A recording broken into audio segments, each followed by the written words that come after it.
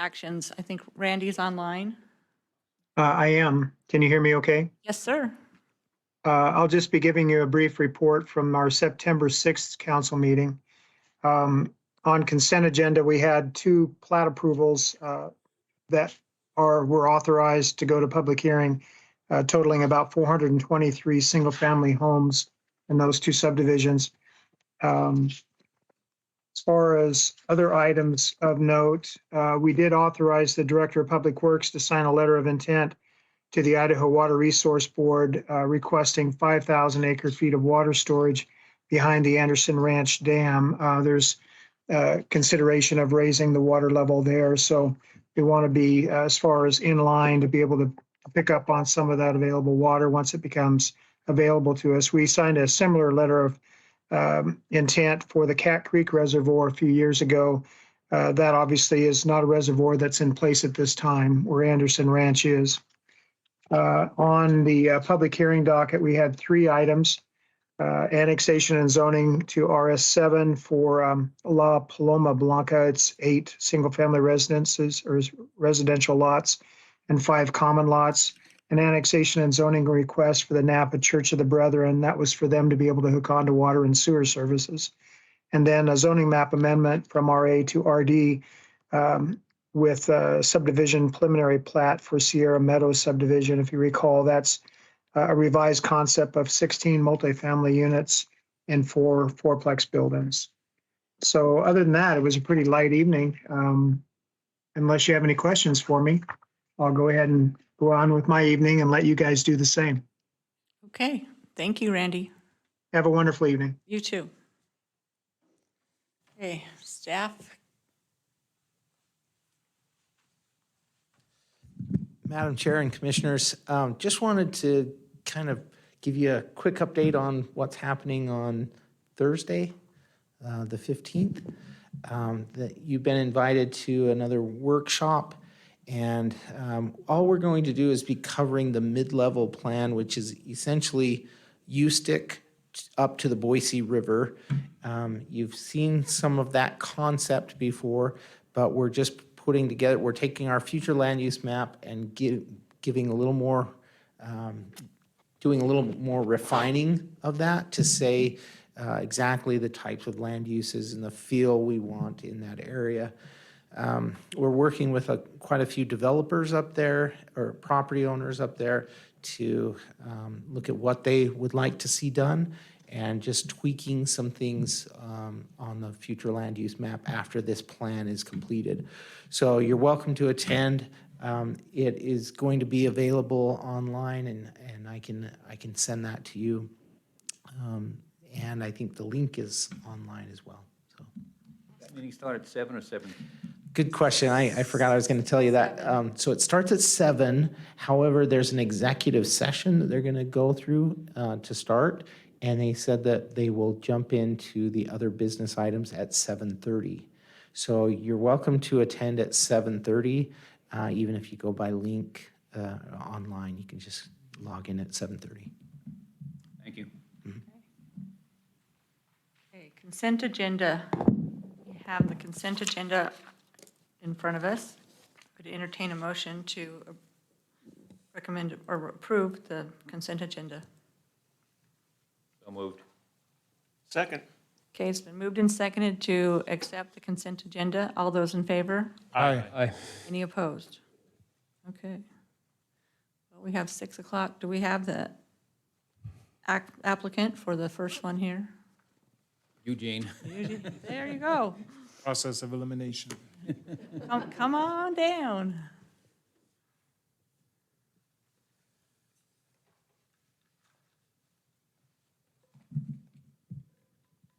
Good evening, Commissioners. I'm Jane Suggs with Gem State Planning. I'm representing Trilogy and Walton Woods. And I was going to say, oh, thank you. I was going to say good evening to the staff and guests, but since we're all here together. Yep. I am very pleased to present Walton Woods subdivision, a project with 7 home lots in 4.72 acres. That's a gross density of 4.24 dwelling units per acre. Here is the the comprehensive plan map out of your staff report. We have designed Walton Woods to be, meet the comprehensive plan for medium density. That's a medium density residential, as you can see in the kind of orangish color, and comply with the Nampa zoning code as well. We're asking to be annexed in zone RS6. This is, again, in harmony with the comp plan and is compatible to surrounding land uses, and we're asking for approval of a preliminary plat as well, or recommendation of approval. This is a subdivision, a nice landscape rendering. 20 home lots will range in size from 5,164 square feet to 9,948 square feet. And this will allow a mix of lot sizes and a mix of home sizes as well. Of course, each home will have a 2-car garage and a room for additional parking in front of the garage.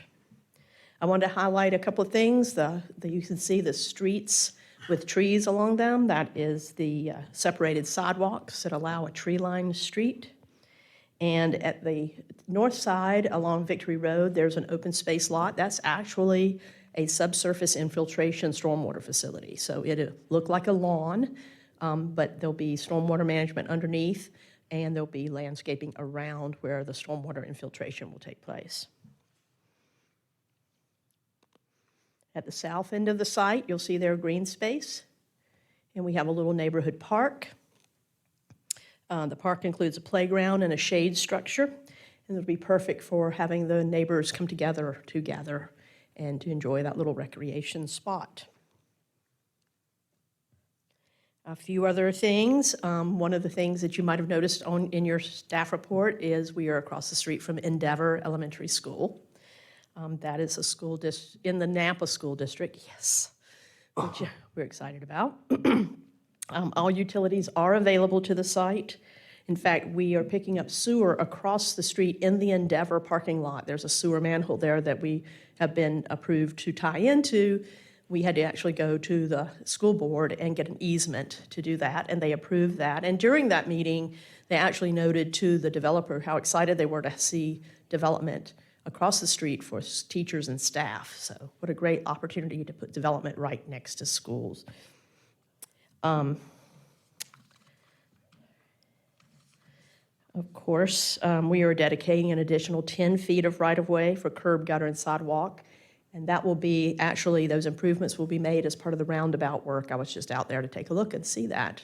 So it looks like that's going to be a really nice thing. I understand it could be completed as early as November, the roundabout there. So that'll be nice to have that completed. And I mentioned a mix of lot sizes and homes as well, so I want to show you a few examples. Here are some, on the east side, there were some narrower lots, and these are the homes that would be located on those lots. These homes range in size from 1,471 square feet. Here's another, and another. That second slide was 1,850 square feet. You'll also note in your staff report that those are pretty deep lots, which gives a pretty good sized backyard on the east side, which is nice because we're adjacent to some other larger lot homes. We have some other homes that are located on your standard lots. These are lots that are about 50 feet wide, 5-foot setbacks, gives you a 40-foot wide home. These range from 20 square feet to over 2,000 square feet. And these are some examples of those homes. And then we have a few lots that are larger. They're in the south side of the property. We will put houses on those that range in size from 2,100 square feet to over 2,700 square feet.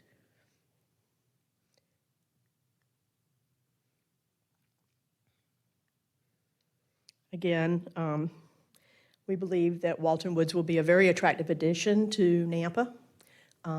Again, with the tree-lined streets, a mix of lot sizes and a mix of home sizes, and a neighborhood park, and Endeavor Elementary right across the street. I do respectfully request your approval of our annexation and, recommendation of approval of our annexation and rezone and preliminary plat for Walton Woods. And I will stand for questions. Any questions at this time? Yeah, I recused myself when this came before the school board, so I'm going to ask a question now. But will there be any disruption to this Endeavor property when that tie-in happens to the sewer? Or this might be maybe a question for staff, but. Actually, I talked, we've still got a little bit of work to do before we go, and I believe it's the developer's intention to do this when school's not in session.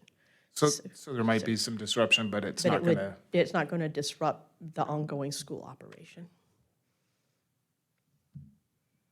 Okay, we may have questions after we hear from staff. Thank you. Thank you. Okay, Parker.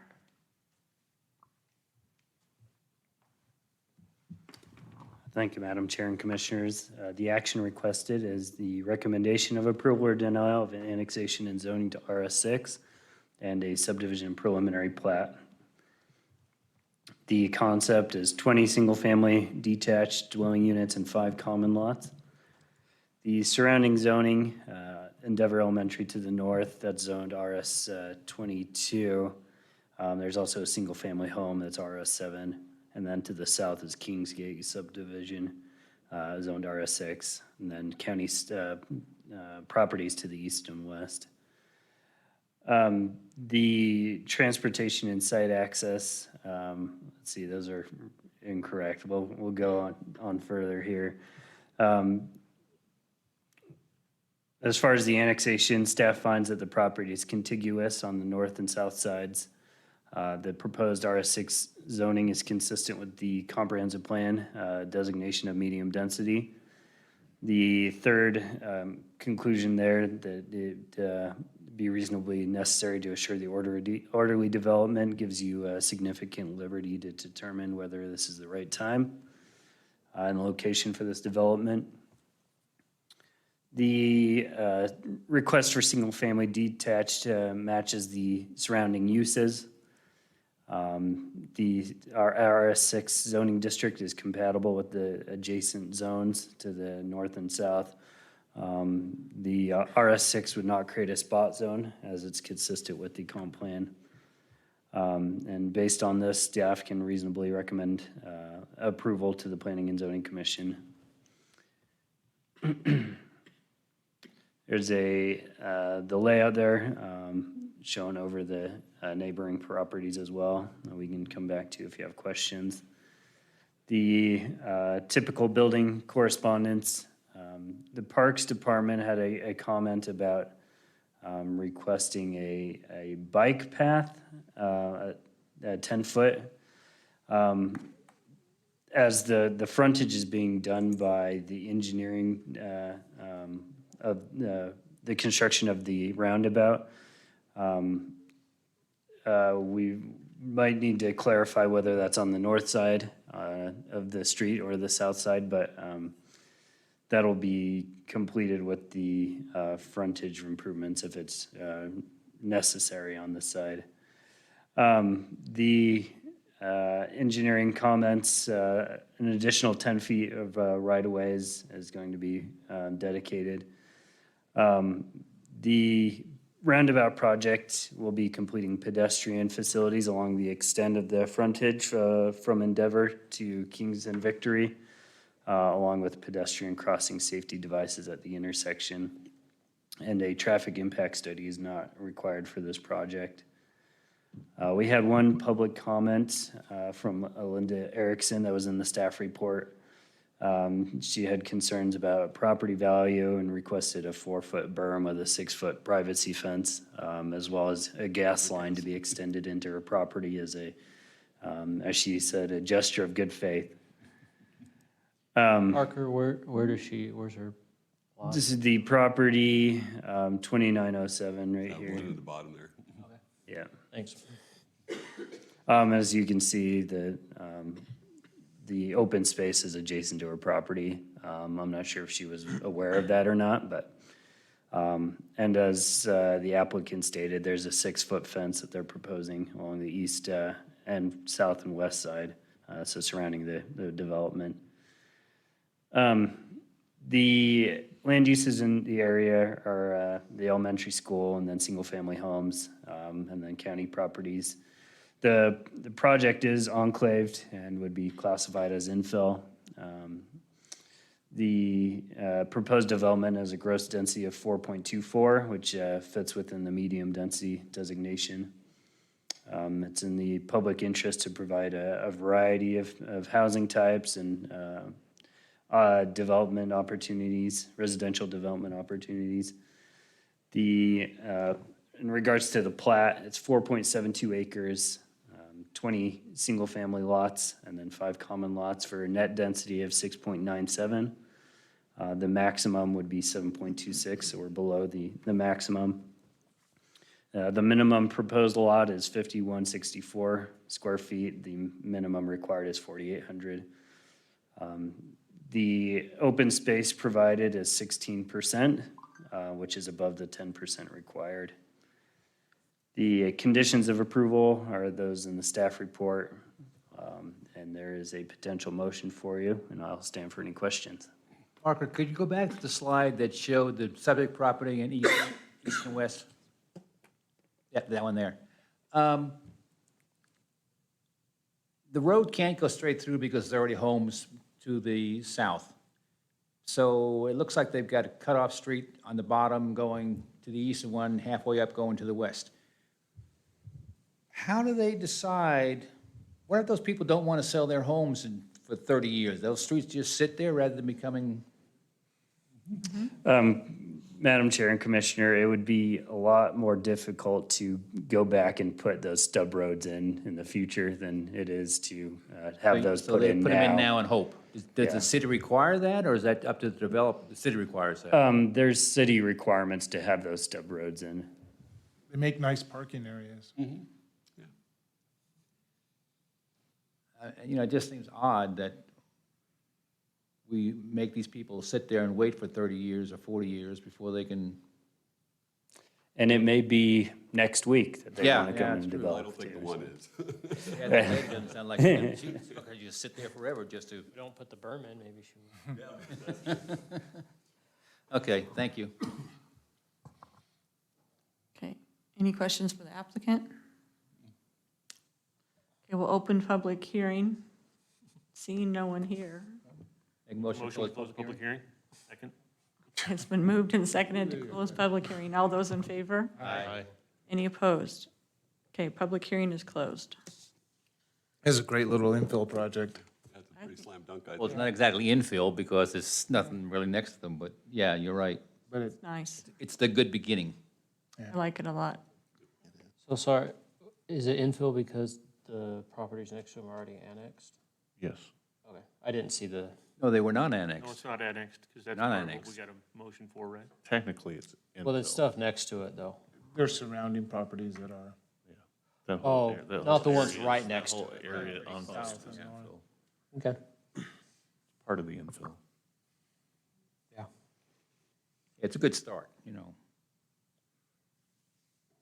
Yeah, Madam Chair, I'll make a motion to recommend approval to the annexation, for the annexation and zoning to RS6 for Walton, for preliminary plat for Walton Woods subdivision at 2803 East Victory Road for Jane Suggs, Gem State Planning representing Corey Barton, with all conditions listed in the staff report. Second. Okay, it's been seconded. I think Matt got that one in. Vaughn? He beat me. Need buzzers. It was Ron, okay, Yeah. Lights go off when you hit the buzzer. yeah. Okay, all those in favor? Aye. Any opposed? Okay. Thank you. We approved that one. Thank you. What? Oh, it's out. That wasn't on the agenda. Thank you. This was the conversation came in earlier between you and Christie and DH. 7 years, right? Yeah, you're 7 years older than she is. Still on the record. Yeah. Okay, the next item. Okay, well, I'm going to move out here so that you guys can see me. I know that's what you used to do. Okay, so in lieu of the fact that it is Rodney's birthday, and I'm sure he'd rather be anywhere but here. Well, we want this explained very slowly. We're going to, I'm just going to start, Madam Chair, by asking if everyone read this, and if you have any you would like to cover up front, or if you want me to just start hitting the high points. I have one question. Okay? We keep getting developers that want to come in and put in a certain species of tree that is not recommended.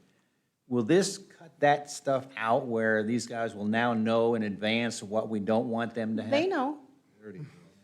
They just copy and paste the plans from the previous plan, and then we have to make the same comment over and over and over again. Architects. It's tiring. Darn architects, yeah. No, sorry, Okay, Matt. I have no other, I have no questions. Okay.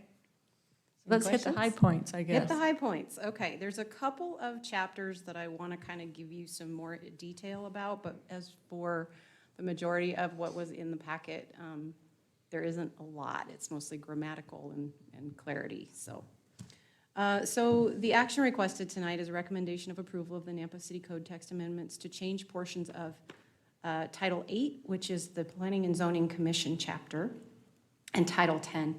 We took out the tree service chapter because they weren't quite ready to present that to you. So we removed some definitions from Chapter 1. We added some minor definitions to Chapter 1. We changed all of the references from building to structure so that we don't have to differentiate between a primary dwelling and an accessory dwelling and all this. They're all just structures. And we added some residential lighting criteria because we've had some issues with some spillage into other people's properties. In Chapter 2, we removed all of the annexation categories that were outlined in our Chapter 2, and we just now reference state code. So all the annexation categories are what is stated in state code. Chapter 3, we are asking to rescind and replace this entire chapter because what we did is we tried to clean up that chart a little bit. So we added in a couple of things. We just said that accessory uses are permitted in all zones. Fourplexes are only allowed in the RD zone when they are in a high-density residential designation. We added recreational entertainment at a size of 4,000 square feet or less and 4,000 square feet or greater and outdoor.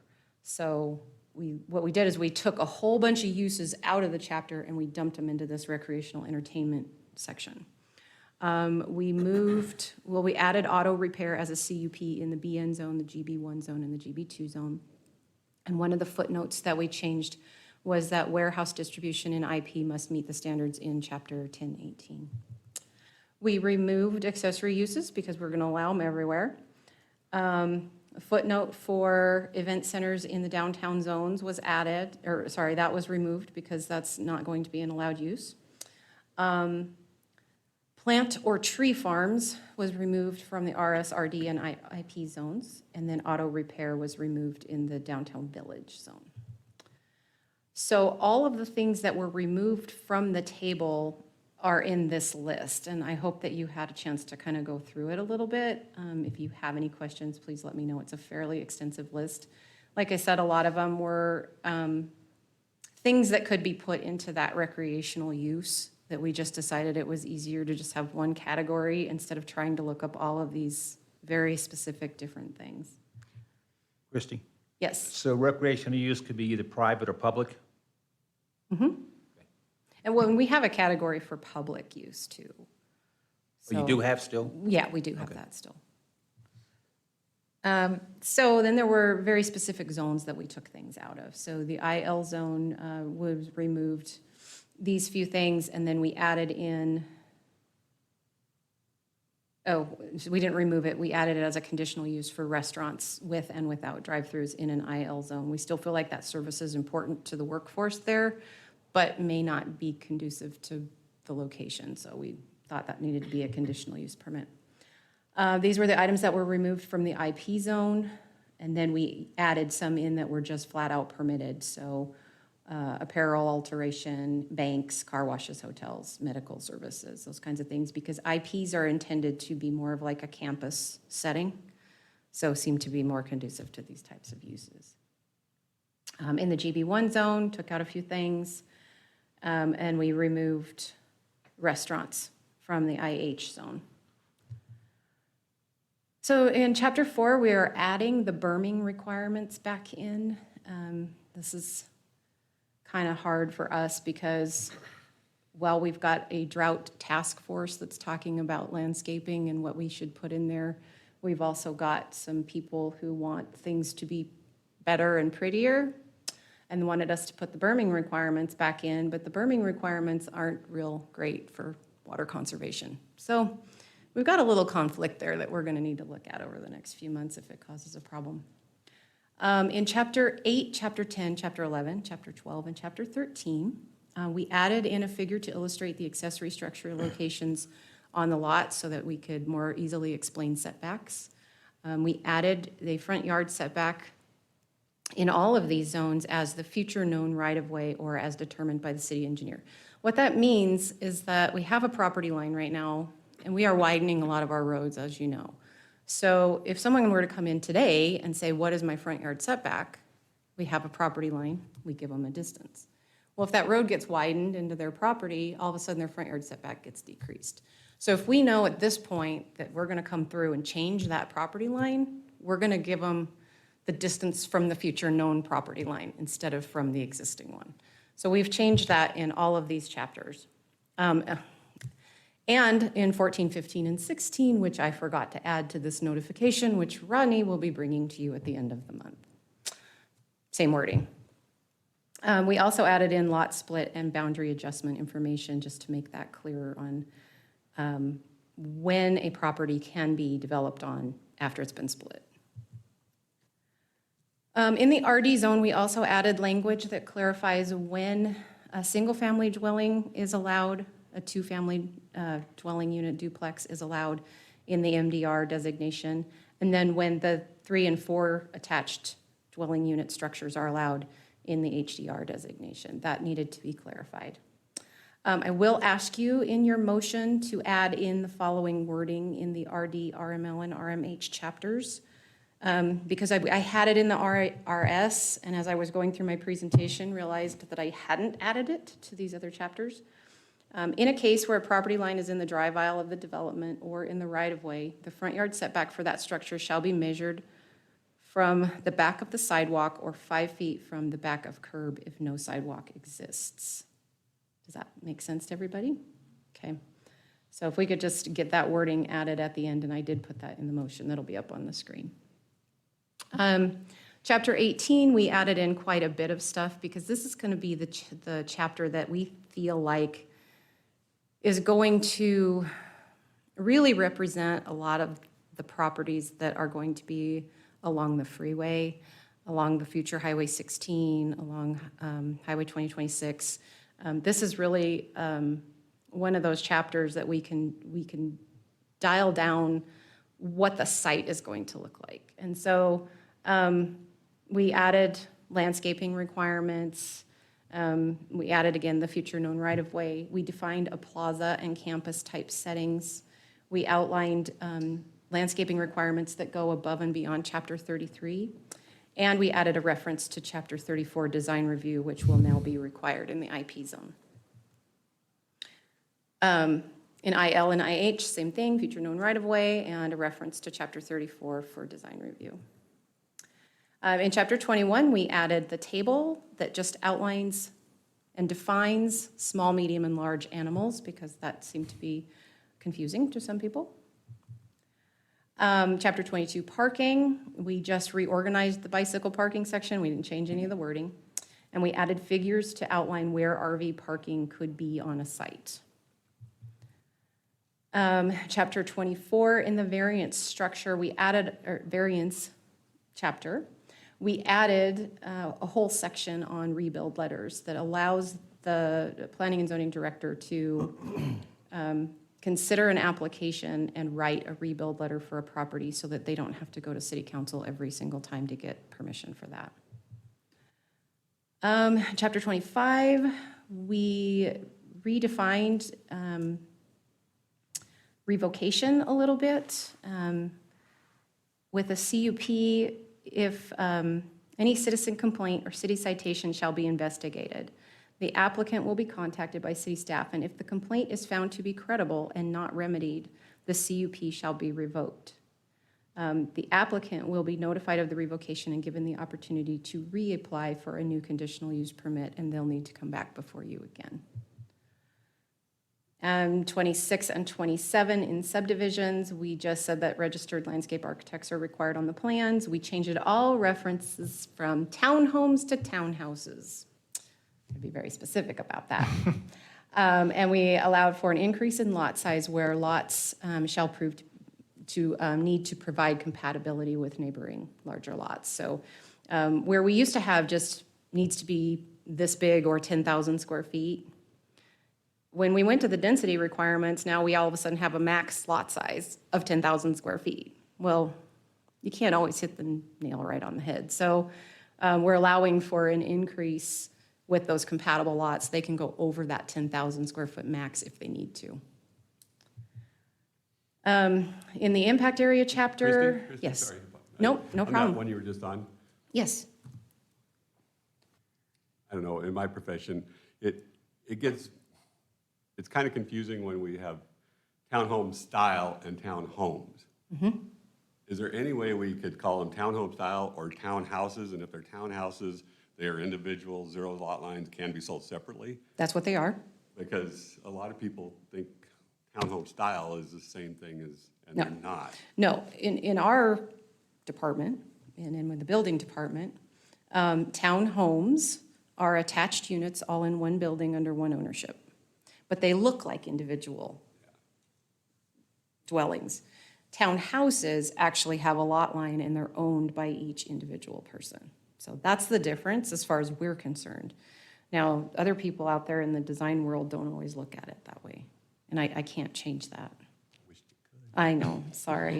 Is that another dig at the architects? Yeah?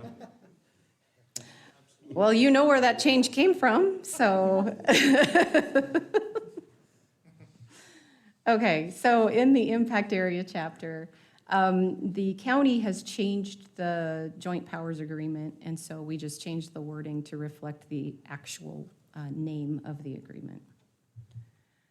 And then this is the big one, and I don't know if you guys have a lot of questions about this or not, but our design review chapter is changing pretty significantly. We're adding IP, IL, and IH to the chapter. IP will be included in the regular DR code sections, while IL and IH will get their own code sections. They will be subject, those two zones will be subject to administrative review unless the applicant has requested a waiver of some kind, and then it will go to committee. We added in the highway corridors as reference when we're talking about the primary facade.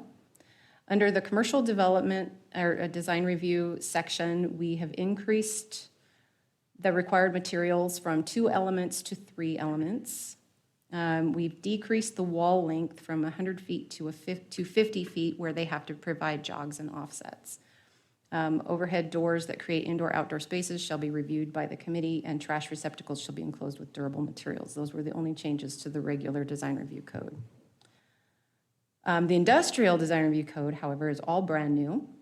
2 elements are required.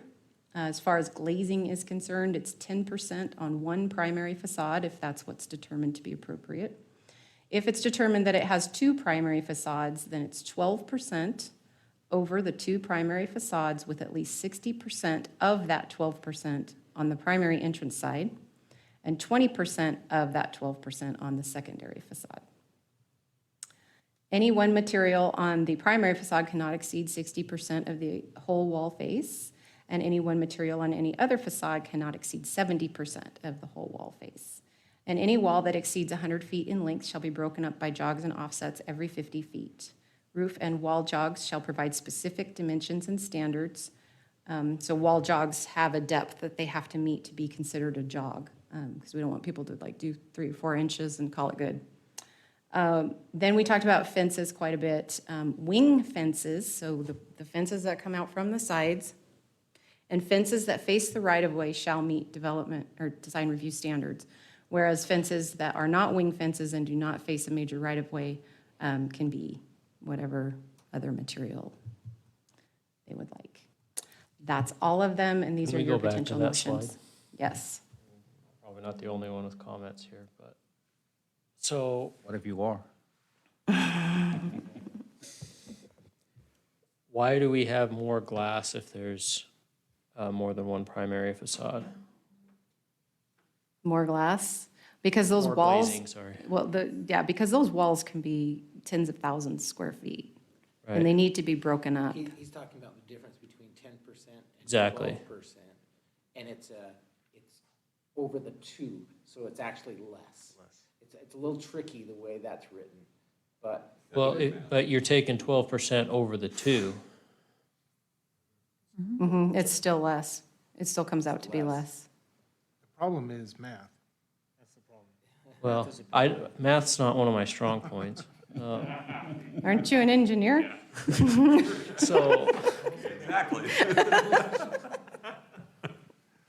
On the record now, you know that. I don't know, 12% has always been more than 10%.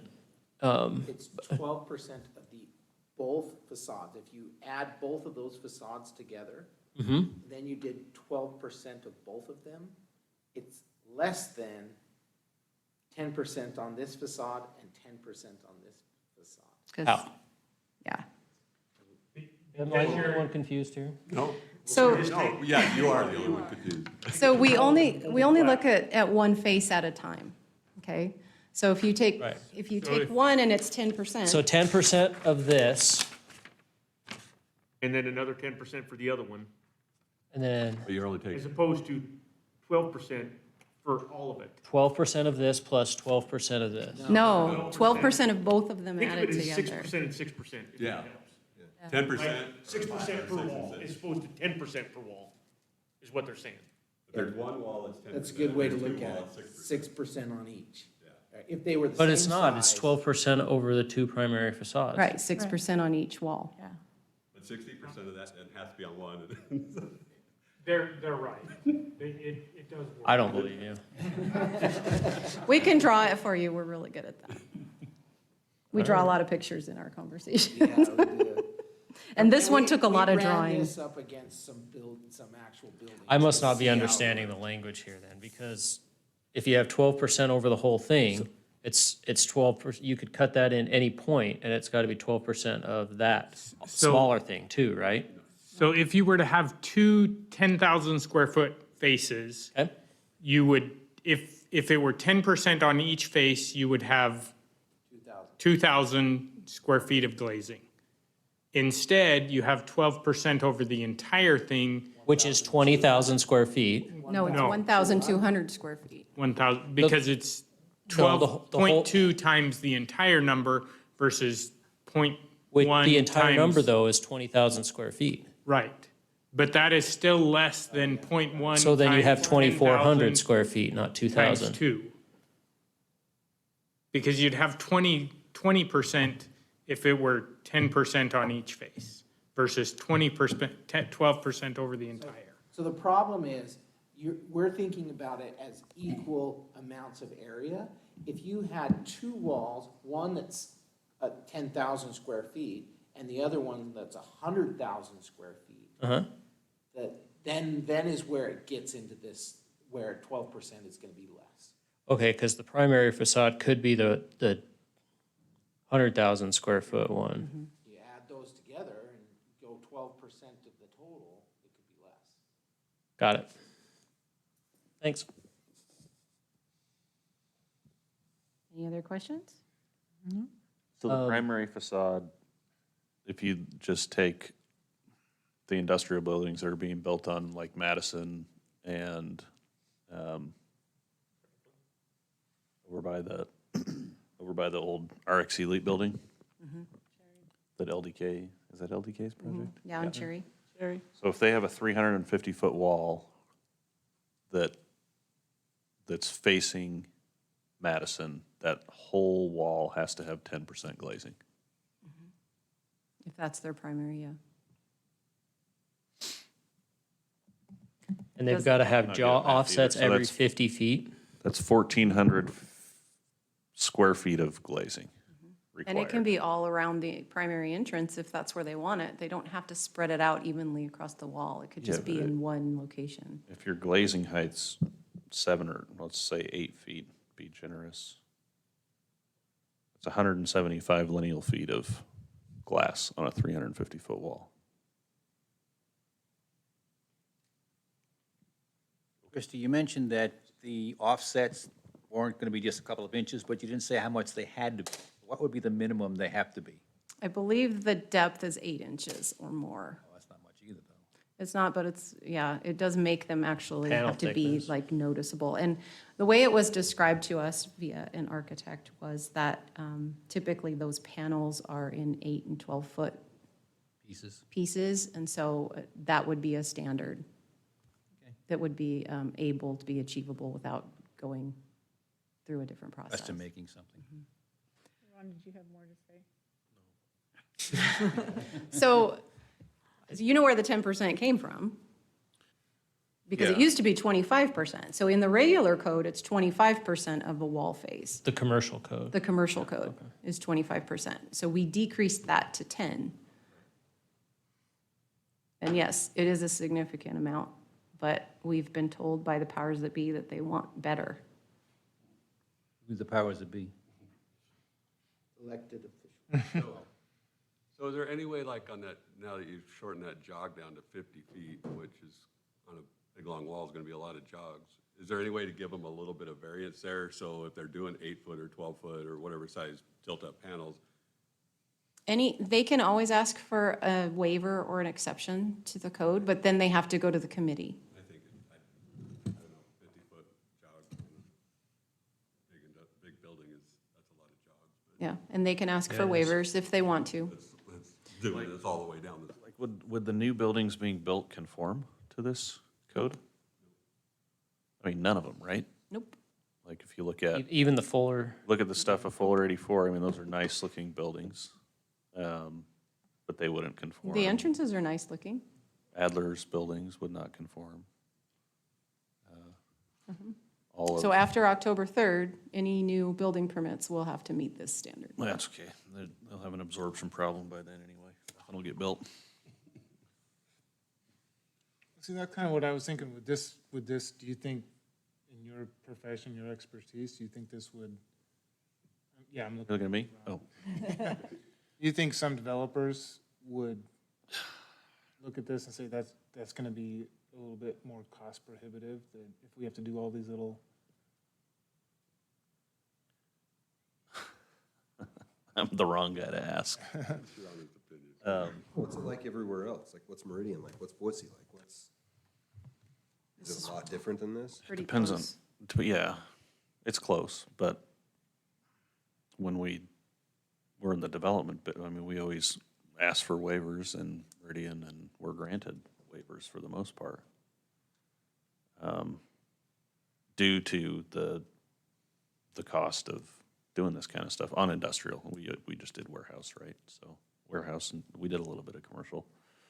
But that's commercial design review codes. Nampa's never had an industrial design review process, correct? That's true. So,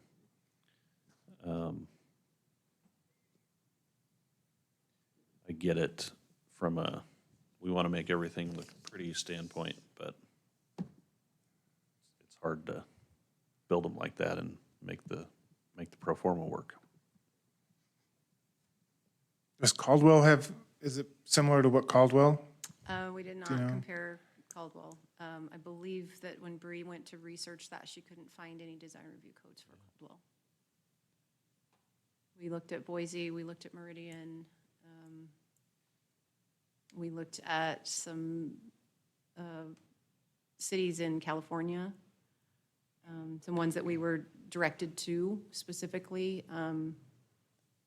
Places in Renton, Washington has a pretty beefed up design review code, so we looked at that.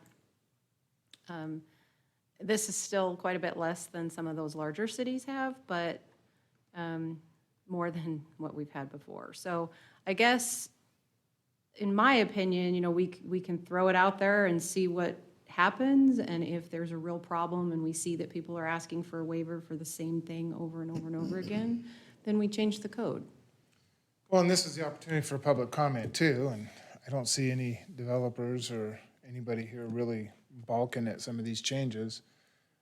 I'm just, my concern, and it's not really that big a concern, is that are some of these developers gonna bypass Nampa because of some of these additional standards and go to Caldwell? Yeah, we're just starting to get a lot of, Yeah, a out lot to of Cuna. businesses coming in, industrial, commercial, and now to start making it stricter just so everything is beautiful.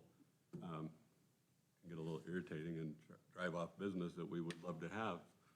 Well, but do we want to sacrifice nice-looking corridors just No, I think because? the corridor should have some stuff, but I mean, some of the things that are being asked for inside the complexes and stuff is just, And that's where the primary facade definition comes from, is whether or not it's facing a right-of-way or not facing a right-of-way. So that does eliminate some of the walls that actually have to comply with code, because if it does not meet, if it's not facing anything, it doesn't have to do anything. Right. So there may be 2 or 3 walls inside of a development where this building isn't really facing anything and they only have one. So that's my complaint, right, is, in my opinion, the industrial buildings that have been built in the last 5 years have like really stepped up their design review, or their design concepts, to where they're not just metal siding, or they're not just flat concrete walls. And I would rather see something that doesn't necessarily conform to these guidelines, like a Fuller 84 project, or Adler's Industrial Stuff, or LDKs, or whoever the next institutional guy building in this market, Panattoni. I'm gonna forget people, so, and I'm on the record, so I gotta say them all, right? No. Then just have one primary facade that looks great and it's all up to these standards, and the other 3 sides of the buildings are just dock doors and flat concrete. I mean, it just looks weird, right? Looks nice when you drive by, but once you get into the park, You were part of the work group, and that's what we heard from you guys. I know, I was pretty vocal in the work group too, about not being too restrictive. And just thinking about it, when we're asked to put it in place, it's just, I don't know. I think it's gonna slow down industrial development. Okay, Is that okay? I was against beautifying all this stuff too, so it's, I mean, what they're doing, I think, looks great. But I guess if you've not been in construction all your life, to a lot of people, those buildings look like crap. But to me, I think, like Ron, they look great. So to keep imposing more and more and more onto them to make them look more and more beautiful, I struggle with it. I brought that up more than once at the meetings, and I don't know, I just, there's a difference between commercial doctors and dentist offices and an industrial building.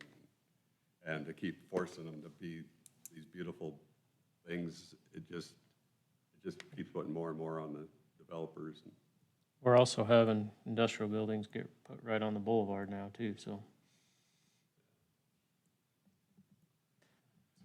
They'll be good looking.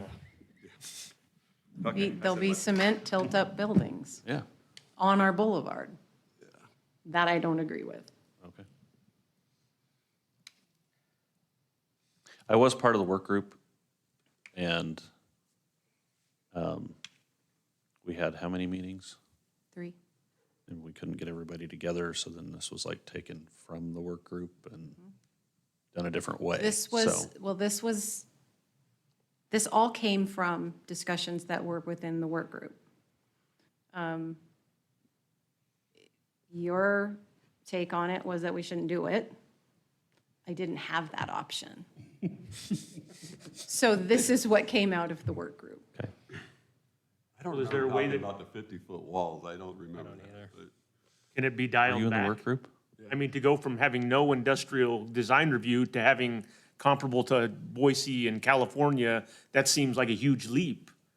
Is there a way, and especially like, because you hear the mayor and a lot of people saying, we want to encourage getting all these industrial people come here and invest in the city of Nampa, but then at the same time, we're going to hog tie them and say, well, you're going to have to spend a lot of money to build your buildings here because we have these standards that you have to meet. And so it kind of seems like it's going against what they're trying to accomplish. So we want But if we low want to be standards?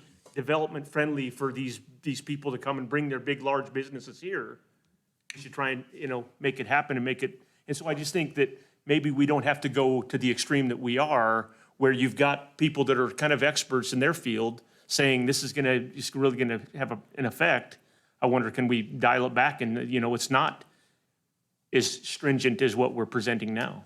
Is there a happy medium? Let me ask this. What is the effect, Ron? Is it that these lots sit empty now? Or is it that the rents go up?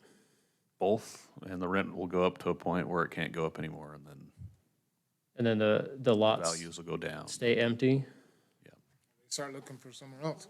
Do the lots stay empty until somebody else comes that wants to build something nicer? Or do they stay empty forever, or The buildings sit empty because at least it's a nice empty building? Looks inviting. But, I know we don't want empty buildings, we don't want empty lots, but we also don't want the cheapest of the cheap development either, so there's We gotta be. don't have the cheapest of the cheap development right now. I mean, Right. But is that just lucky that we have good developers that are coming? I don't If you know, would I like guess. to make a motion that pulls this chapter out for further discussion, we can start up the work groups again with this code and start hashing it out. Or we can include it in the motion and then wait to see how it develops market. through the, how it develops through the exceptions, the waivers. I mean, if we're seeing a lot of requests for waivers, maybe that's something, then at that point, we need to come back and, But I guess the worry that I have about that is, how long is it gonna take, and at that point, is it gonna be too late?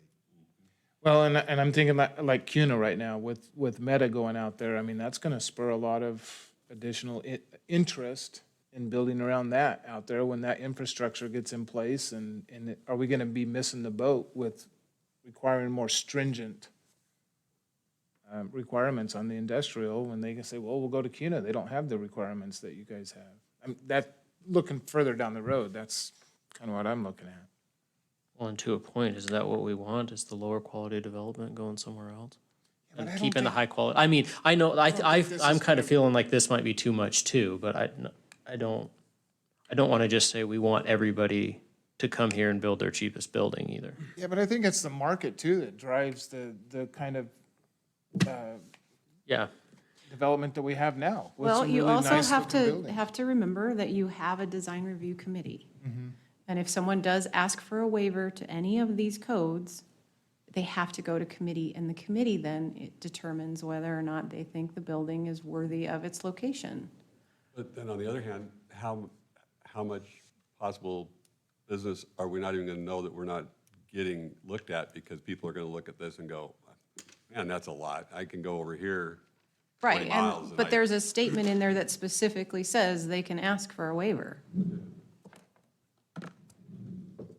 There's a lot of what ifs. What's the time frame what's the time frame on going to committee? We meet once a month, Once a month, okay. and we usually require submittal at least 3 weeks before the meeting so that we can do a review. Okay.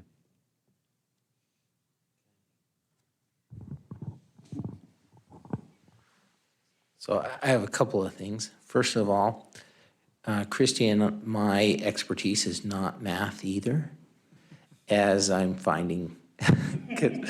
you're about to agree with me, are you? I'm going to agree with you. So I think the idea was that we could take the glazing and primarily put it on one facade, and only 20% of the required glazing would have to be on that other facade, so that you could have it wrap around the corner of an industrial building, but most of it be on one side, so that you could use the rest of that side as industrial So, not have the so it's glazing. 12% of one of the primary facades. It's 12% of. Let's not go back to this. I'll talk to you later. Essentially, you were right before, it's more glazing, but it's the glazing can be pushed onto one facade. So it's 12% rather than 10%. I don't think we should go any higher just because they have two facades, so I would suggest at least dropping that back to down to So 10 you- if we don't go lower. And that could be in your motion. The other thing that you could, that you need to think about here is that this is a recommendation on to city council. And I know you have different opinions, and that is fine. You can come up with a motion that you feel comfortable with. City council will hear this, though. And so you got to take that into consideration, that this is something that they have been wanting to see, some increased design standards. And so I get it. I understand your perspective there. But the reality is this is a recommendation on to them. And even if you say, hey, pull this off and come back at another date, this has already been advertised. This is going before the city council on the 3rd of October. They will hear this and be able to make a decision at that point. So again, I don't want to direct you one way or another. Honestly, staff shouldn't have an opinion about any of this. We shouldn't. We are trying to present what the committee and what our elected officials are telling us to do. So that is your decision to make a recommendation, and we are here to pass that recommendation on to city council for you. Christie, can you clarify where these requirements would be? Is it all industrial? Yep. Even heavy industrial? That doesn't make sense to me either. That was a specific request from the mayor, To have even heavy industrial. to do all industrial. I thought, Got to keep those train engineers looking at the beautiful site as they drive by, so. well, I mean, it's like the cheese factory, is that manufacturing, does that have to be? Is that in the city yet? design review now, or? It's not in the city. Or, County. for example, I mean, but some If kind it of was new, manufacturing or, Yeah, anything new that they would add on, yeah. if they were in the city, would have to follow these. Because I remember sitting here that morning, I thought we'd kind of settled on, we should do it, maybe do it in IP and IL, but not IH. But that wasn't accepted, huh? That's not the direction from the mayor. So basically, what you're saying is we can do whatever we want, but the mayor's probably going to do what she wants anyway. City council will have the City vote. council. Yeah. Well, from my perspective, I'm not any of you guys. I mean, I'm not into engineering, or thank God I'm not. With your wall situation, you know, I said, well, that doesn't make any sense. But then, you know, they told me it did, but now they're telling me, well, maybe you were right. So it's like, thank God I'm not involved in that industry. But I as a citizen and as somebody that drives by communities in lots of other communities, lots of other places, states, and when I see something that looks ugly, my first impression is that looks ugly. And if it looks nice, I say, wow, that's a nice looking building and this is a nice city. What my visual impression is of that particular structure is my impression of what the city is like. So I understand where the mayor is coming from and city council are coming from. They want us, and I want us to have a good looking community. I don't want us to look like an industrial complex. Like, I don't know if you've ever been up to New Jersey, but drive through New Jersey. Oh, it's terrible. Yes, and you know, that's It's that's really what you bad. guys are talking about. And that's what we don't want to have here. We want people to look at Idaho and Boise and Nampa and Meridian and say, this is a nice place. It looks good, it looks nice here. I think I'd like to live in a place like this. Well, maybe No, I if don't we go want the other way, it'll discourage them from moving here. Hey, wait a minute. I haven't retired yet. Yeah, I'm retired, so, I'm happy with what I got. I think it should be too, Steve. I think that there needs to be some, but I don't think it has to be all the way to where we're hurting ourselves, right? I agree, but I don't know what So point we're hurting ourselves. That's the problem. Where do we hurt? Is it 10% we're hurting ourselves? Is it 20% we're hurting ourselves? Is it 25%? I don't know. That's why I think what Christie said about the put this through as it is now, and then see if we get a lot of pushback from people that's saying, I want to review this, I want to go and see, get an exception, then we know, well, we made a mistake. And we can back up and say, let's go down to whatever percent, or go up to, maybe they'll say it should look better, I don't know. So who would be the one that would bring that up? Bring what up? So if this passes, everything goes forward, and all of a sudden we see a huge decline in the next 2 years of industrial development, who's gonna say, hey, city council, hey, mayor, we really need to rethink this because everything's going to CUNA. Well, to I Meridian, think to-" that knowing your guys' concerns about this, I would probably, if we have waivers between October and May, I'd probably bring it up during our next code changes, so it would be within the next 6 months. So just I would if you're give it- seeing a lot of requests to go through design review. In the next 6 months, I would. We try to do our code updates every 6 months. So if within those timeframes, I'm seeing a lot and knowing that you guys are concerned about it, if I see it, I'll bring it to you. I think that's acceptable. Yeah, I 6 months is not that long of a. So I know we do a lot of workshops and stuff, and the community really, I'm surprised that there's not more people here from the development community. And did we do like a public outreach thing to developers and say, hey, we're considering doing this design We just review? advertised it in the paper. I didn't see it, but I don't read the paper. And again, if you guys wanted to include this in your recommendation and say, we feel like we need to pull chapter 34 out and have one more work group meeting to kind of hash through some of this stuff, that is a recommendation from you to city council. They could choose to do the same thing.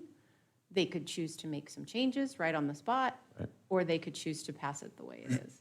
So if it's something that you want to recommend to them, we can certainly do that. Personally, I would rather dial these back and raise impact fees, so the development community is paying for streets and police and fire and things like that, rather than putting their money into architectural features that probably don't matter a whole heck of a lot to the clients, to the tenants, right? And I think we always talk about getting everybody's opinion, especially city council, because they're elected. And I've heard that comment before from them. Let's talk to some of the constituents that build buildings here and see if And you can pull that. these types of changes are going to really change their mind about You building can- new buildings in You Nampa. can recommend pulling this out based on that. Right, but I'm with you, Ron. I think these need to be dialed back. The frustrating part for me, and I was in that work group also, is I'm kind of on the mayor's side, as you could probably tell, is I think we need to have high design review standards for everywhere in our city. But as sitting in those meetings, I'm hearing from you and other people some really good arguments against it. And the mayor wasn't there to, she was there the first meeting, which I. first meeting, but next when we two, were really getting into she it. wasn't Right. I couldn't get you both at the table at the same time. So it's kind of frustrating to be like, well, we see one side of the story and now I'm getting good arguments on the other side. Are they compelling arguments to the mayor? We don't know. And then like you say, the workshop stopped and then this comes back.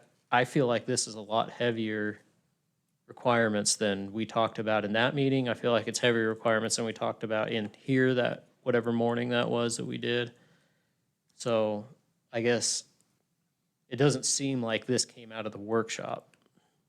Am I saying that? This Am is I what- incorrect in saying that? This is what came out of the workshop. Okay. Remember the committee, or that work group, I should say, it wasn't a committee, it was a work group. The work group included several people who are not here at this meeting right now, right? And we get pretty strong direction, and that's the official statement, that's the official direction to city staff to move forward with these proposals. So I mean, we had a lot of discussion around this. I think primarily, most of this did get discussed and kind of confirmed from that work group. But if you feel differently, that's okay. Again, all we can do is present what we heard and what we have been directed, and then you decide and you make the motion what you feel is right. And to Ron's point, I think that's a valid point. We talked in general terms with a group of developers, commercial and industrial developers over at the Idaho Center, just about this in general terms of design review. But maybe part of the motion could include that direction. Hey, we need to have this group look at the details of what's being proposed before we make the final decision. I think if we did- That's a potential. I think if we worded the motion in that direction, then at least city council knows a little bit more our concern, and we're giving them, I don't know, I guess a solution to a problem that we see. Whether or not they take it, that's totally up to them, and So a question for our design professionals in the room. Wouldn't want to take a few minutes and design a couple different buildings that meet different standards to show us or give us a comparison of what they would look like if we lessened this? What does it look like with this? What does it look like if it was less? I know that's a lot. But I can't do it, so I would have to rely on someone else to do that for me. One of the questions that I was thinking is, so Ron's bringing up the point, and I think that what we don't want to have happen is to have it adversely affect what the city has specifically said they're trying to do, right? We want to be attractive to these people that want to bring their manufacturing and these jobs coming into our community. Well, we want to make sure that we're not driving them away at the same time because we're introducing something that's so onerous, right? And so I wonder, could you take a building, one of these buildings that was built out here, take their pro forma, and then adjust it accordingly to your standards and say, this is specifically how it would affect the bottom line. This building would be, X number of dollars more expensive if we did this, and would that be too onerous? I don't know, but that's one way I think you could approach it. Do a hypothetical of an existing building that was just built that you have numbers on. Okay, again, we have to rely on you guys to do that for us, because So we do that's- not have the ability to do that. No, and that could be part of the workshop, I would assume, right? Absolutely. You could come prepared to do a workshop where you review this, and that could be all part of it, Rodney, And that I think that's conversation, the thing, right? Design professional like me, I want to design pretty buildings. I don't want to design steel buildings that are miles long with just steel. That stinks. I don't want to do that. I want to design pretty stuff, but I can also see that it could adversely affect people that are paying to build these buildings. I get paid either way, right? If I design a building, if it's ugly or nice. But the people that are actually building it are the ones that we got to worry about. well, that in the community. Sure. Rodney, And understand, I want pretty buildings, I do. But I also think that if we're sticking to the goals of making sure that we're friendly, and just like you said, Jeff, I mean, we're not that far from Caldwell, not that far at all. So if they move just, 10 miles this way, it's going to be that much cheaper, then they'll probably do it, I would assume. Or CUNA. it's gonna be easier to get there with the new freeway, if that ever gets done. So I agree there needs to be a standard, but I think it probably should be something we're in the happy medium, Yeah, and where that is. The conversation that was had with the group of developers at the Idaho Center, I think that's what you're talking about. You said it was general conversation, there weren't details like this. None of those folks that were there had any concerns about any of that stuff. I mean, I don't know if it would be worth going back to have more discussions with them saying this is the this is the opportunity for them to do that too, so anyways. It is, but I understand that perspective that we put it in the paper, we put it on our website. Yeah. And are they getting that? Are they seeing that? You can only do what Likely you do. not, right? Right. So the direction to us was to move forward. Yeah. But I get that. so we're moving forward, all right? But if the thought from this commission is, hey, there needs to be some outside eyes on this and eyes from the development community for industrial buildings or commercial buildings, we need to have their review to the details, then that could be part of your motion.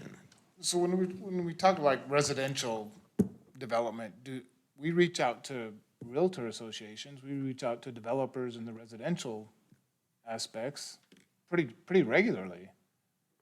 I just am wondering how come it has the same effort, and I'm just on the surface, how come the same effort wasn't made to industrial developers? Good question. I wonder, so when somebody comes in and they want to do a industrial park or whatever, and they're going to go through this process, and they go through the application process, is it online or is it mostly still paperwork in the office? You know, like an application for a new development, commercial or industrial development? Would it be an online application process? Because I just wonder if there isn't maybe an easy way to handle it, at least the communication part of it, is just putting somewhere on there that says you want to opt in for all communications regarding planning changes? You have it already? We do have that. And so. And people do sign up for that. Yeah, and that would be Yes. great. And then you just, when we have something like this meeting tonight, if we send out a communication to them saying, hey, we're going to be considering these changes. Yeah, so what we do is, and Christie provided with our attorney, provided a legal summary of all of the different changes, and that was included in there. And what we do when we put it online is it allows us to publish, and it sends a note to anybody who signed up in advance. Here's what's coming before the Planning and Zoning Commission. Well, that's perfect. And I mean, and that's cool, right? Because as long as we feel comfortable saying that everybody that needed to be notified, you know, they've been notified, that's fine. And we got an empty room, so. They've been notified for this particular one according to state law. Yeah. Now, having said that, and I think Ron can probably attest to this, as a courtesy in the past, we have sent out code changes to a list of developers, landscape architects, sign companies, those kinds of things, depending on what's changing in the code. That didn't happen this time. We have new staff that weren't aware that that list existed. So this did not get sent out as a courtesy to those same groups that we would normally send out to. Now she knows. The city council notifications will get sent to that list. So they will know more information. Now, whether or not they read them, if you receive a notification from the city every couple weeks, do you read them? Do you not read them? I don't know. Lots of people see the city emblem and they just throw the whole envelope away. So it's hard to know what they look at and what they don't. But they will be notified of the city council meeting. So, but if you'd like to recommend pulling it to do a deeper dive with public input, then we are certainly willing to do that. I'm going to take a stab at a motion, unless we want to continue to discuss. Do we need to close public hearing or not? We already did. Oh, we did? I think We haven't even opened public hearings. Well, let's do a public hearing real quick. Okay, we'll open public hearing. Make a motion to close public hearing. Second. Okay, it's been moved and seconded to close public hearing. All those in favor? Aye. Any opposed? Okay, public hearing is closed. Thanks, Peggy.